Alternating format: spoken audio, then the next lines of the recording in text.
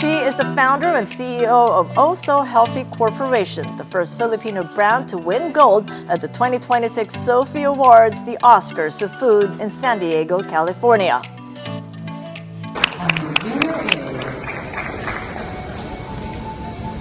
Oh So Healthy. Osh's kimchi-based crisps not only won the palate of jurors, the product has also landed at select Costco branches in the U.S. since mid this month. Well, with us now for more is Almay Gaw-See. It's good to see you, Almay. Welcome to the program and congratulations. Thank you. Thanks so much for having me. How does it feel like winning then, the Sofi Awards? I'm still in disbelief. It's been an incredible moment. The journey is something that we never expected. When we submitted our entry, there's about 1,700 against the brand. So when we thought we made it to the finalist, that was good enough, really. When we attended the awards ceremony, I had the expectation that they might award it to a U.S. Brand. But they awarded it to a Filipino brand. I know, so... that marketed kimchi. I know, Why kimchi of all ingredients? I'm glad you asked that. Kimchi can be intimidating, I think, given that it's cabbage. It's also fermented. It can have that acquired taste. So we thought, it would be great to redefine something that people might not want to try. And clearly, it's a healthy product. It contains a lot of probiotics. So we thought by making it more creative and trendy and making it crispy, really crunchy, that will make it more accessible. Well, also clearly difficult to please all. I mean, I've looked at the online reviews. There's a clear split between the fans who like the bold flavor of that vegetable, kimchi. They say it's like fresh kimchi out of the jar, baked. Mm-hmm. And I did try it over the weekend. I bought a bag, and there is that kick at the end of fresh kimchi coming out. And there are those who find it too unusual, sour, and pricey. How are you addressing those split views?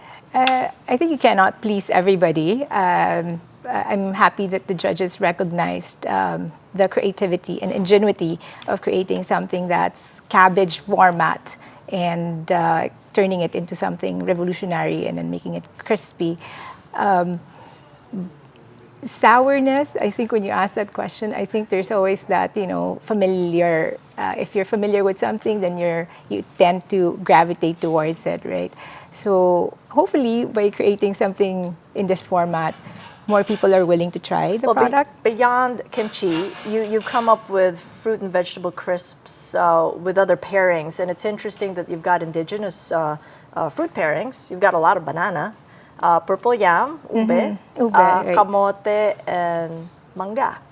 Right. So when we first came out with the products, the 3 SKUs was mango, coconut, and guava. We really wanted to focus on local ingredients. In fact, when I first started the company, I wanted to support purely all local business enterprise, including packaging. It was really the cost of doing something for the Filipinos. Over time, as you mentioned, how do you keep up with the rising prices? It gets challenging.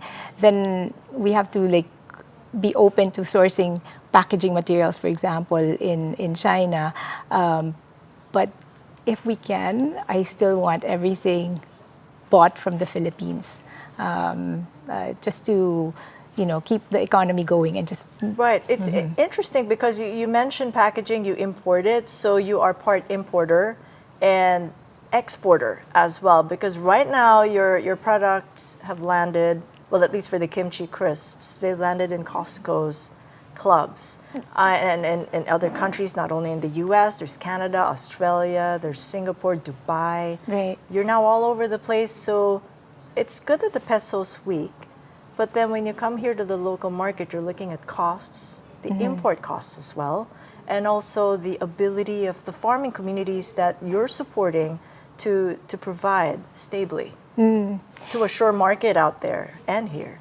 We're happy that we have export. I think it negates, the cost. But the ripple effect, of course, of peso depreciating can be felt in many ways. I think the rising cost, inflation, but I'm pleased that we have a way to negate that. Well, is there a line in the sand for you? Like the peso shouldn't depreciate more than 60 or something? Oh, I still hope it goes back to 57, even if we're exporting. And for many reasons, you know, for equipment, there's more challenges, I think, in terms of food supply. We buy a lot of ingredients also, like not just for also healthy, but for my own people, community. It would be better if the peso is more stable and strong. So it's 57, that's the sweet spot for Sure. yourself as an entrepreneur and for the farming communities that you're helping. Right. So how are the margins looking right now with the peso at near 59? I mean, we've just gone below 59, but we're around that area. We have to sacrifice in terms of profitability and margins. And I think our focus is always integrity of the brand. We do not want to take any shortcuts. And I think most of the manufacturers are always challenged by that. As the cost becomes more expensive, you have a tendency to want to reduce cost in any way. Kathy, if I can just share, you know, 1 kilogram of mangoes, for example, that's maybe 350 pesos for 1 kilo. And the product, ours is drying, the methodology, right? So we take out all the water and the moisture. So like that 1 kilo becomes like 30% only, and yet we have to charge you at the 350 rate, right? So how will the consumers accept that? And we do not want to cheat our consumers by playing, you know, shortcuts and replacing that with other fillers. All because right. yeah. Okay, so that's the methodology, but how does it come to the consumer then in terms of pricing? Because there's been a bit of complaint on being pricey because it's marketed as healthy. You do dehydrate those fruits. What's the perfect pricing point then for the Philippine market, and how does that differ to say, the American consumers? Yeah, I think for the Philippine market, we are still a little bit on the more expensive price point. The goal is to reach everybody to make it acceptable in terms of price. That's when I say, you know, FMCG, fast-moving consumer good, it's always about price, right? So now our product is only positioned as a niche product because it's not affordable. But our goal and our objective is to make it available to all. Hopefully, over time, when there's more volume internationally, we can mitigate that. So the availability is coming to be here in the local market, but it's coming at a time the economy is slowing, consumer sentiment is tepid, all because of what's gone on with the flood control programs, the governance issues. How are you now faced with a business that might also be slowing locally in 2026? I hope we're not distracted by that. I think the team, we have a very small team. We're considered actually as a startup. Also Healthy Corporation is only like a 20 team member. It's not like the likes of the MNCs, but our core value, if I can share, is heart, happy and healthy, excellence, accountability, respect, and teamwork, heart. And I strongly believe that we're guided by those principles. And if we just work with that, we can take it to the next level. And that next level is the export market. You've just made a mention, it's good that you have that exposure. Which other markets then? I mean, you've gone to the US, you've gone to other G7 nations. We're bullish about conquering Australia this year, but focus is still North America. There's many countries, but to grow it in the North America, Canada, and the US is. Yeah, but if you say North America, then you're facing 19% tariffs. Trump will be charging you at the port of entry. How's Right. that coming along now?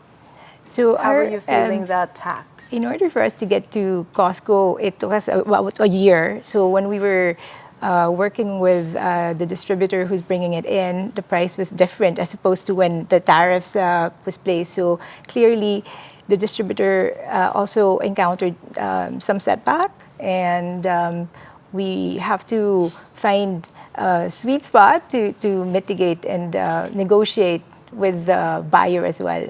So what's the sweet spot then?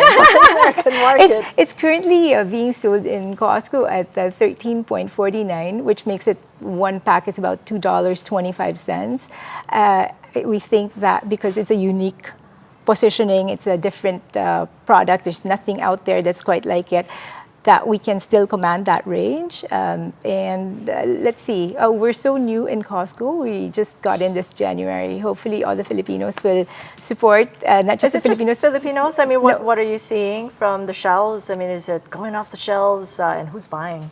We were placed 2 weeks ago in Costco. This is placed in Northwest region. And who's buying?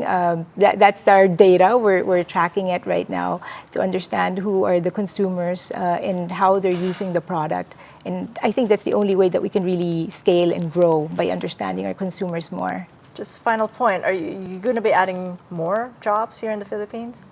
We would love to. We would love to grow the team. What will you be? We are because right now, we're really expanding, but with more intention. I think the goal is to grow, with international and local married together. All right. Well, Yes. I wish you well in that marriage. Thank you so much, Almay. Thank you, Congratulations thank again. you, thank you so much. Almay Gaw-See of also Healthy Corporation.